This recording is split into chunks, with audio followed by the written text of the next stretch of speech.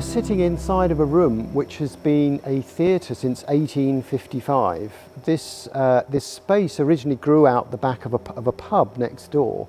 In the Victorian era, entertainment was essentially that, rooms in the backs of pubs with people doing weird and wonderful things.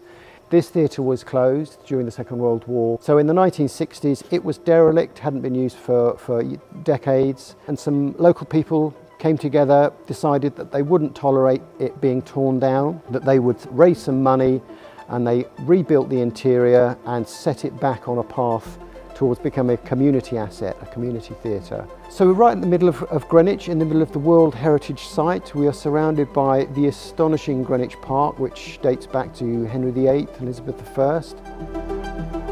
We've got the Queen's House and the Old Royal Naval College right by the river. One of the most photographed areas of London, I'm sure. It's been used in film locations all of the time. I mean, barely a summer goes by without a huge Hollywood production doing some work in the Naval College. We also have the Cutty Sark, the famous landmark. And on the hill, the Royal Observatory and the Prime Meridian, which points directly north to the top of the world, starts right here in Greenwich. So we are a world centre and we are surrounded by centuries, if not millennia of history.